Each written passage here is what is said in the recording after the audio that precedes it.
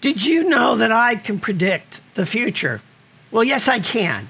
For example, if I don't show up to work at my job, my employer will not pay me for the day, probably also fire me.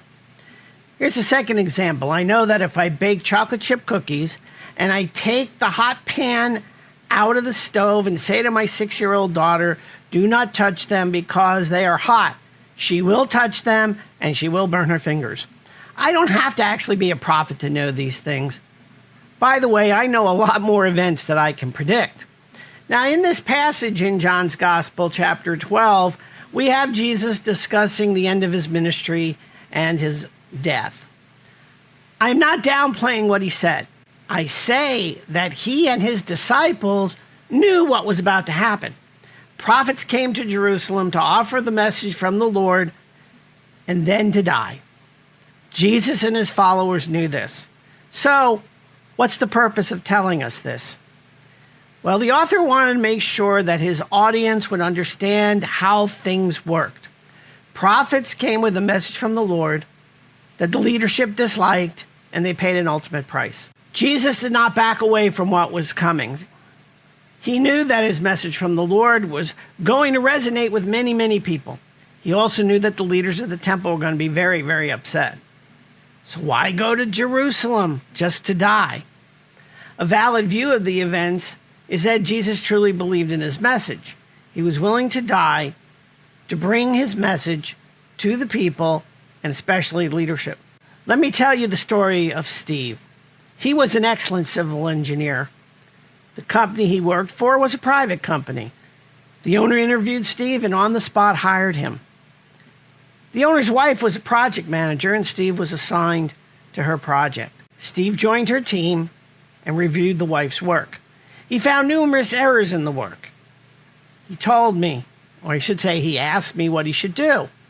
And I warned him that he had to be very careful because they could fire him over this. So Steve went to the owner and told him directly about the errors and said a few unkind words about the owner's wife's work. Nothing personal, just the work. It does not take the ability to see the future to know that Steve was fired on the spot. Steve was in shock. He asked me, how could the owner pick his wife over me? Yeah, seriously, he asked me that question. Now, I'm not a prophet, but in a private company, you don't complain about the owner's family. In Jesus' day, you didn't complain about Herod the king, the high priest, the Sanhedrin, and certainly not the Roman overseers. If you did, you may not like what was going to happen. Jesus told them all that they were not following the ways of the Lord. The result was a death sentence. Now, for the surprise that no one expected, on the third day after his death, Jesus rose from the grave and communicated with many of his followers. The ruler of the world was Satan at that time. The evil and sin that was in the world was influenced and controlled by Satan. Certainly, Jesus was going to change that, and Satan wanted him dead. He was upsetting Satan's apple cart. Even Satan did not understand the power of the Lord and Jesus. He certainly discovered about it when Jesus rose from the dead. Jesus proved that the hold of Satan on the world was broken. After Jesus' resurrection, it was a person's choice to allow Satan or God into their heart. Free will returned to the world. Today we have a choice. Is it God or Satan who's going to guide you through your life? The ways of Satan, they look good on the surface.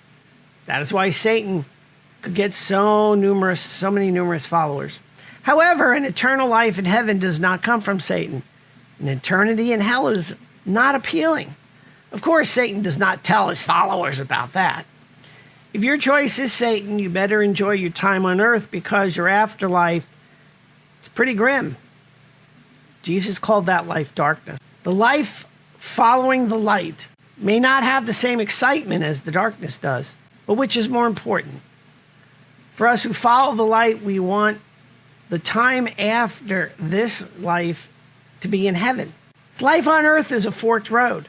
You can choose the light with the Lord, or you can choose Satan and darkness. I pray you're choosing the light of the Lord. Because when you do, you become sons and daughters of light.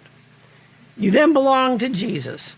Choosing life makes you a part of Jesus' family and a member of the kingdom of heaven.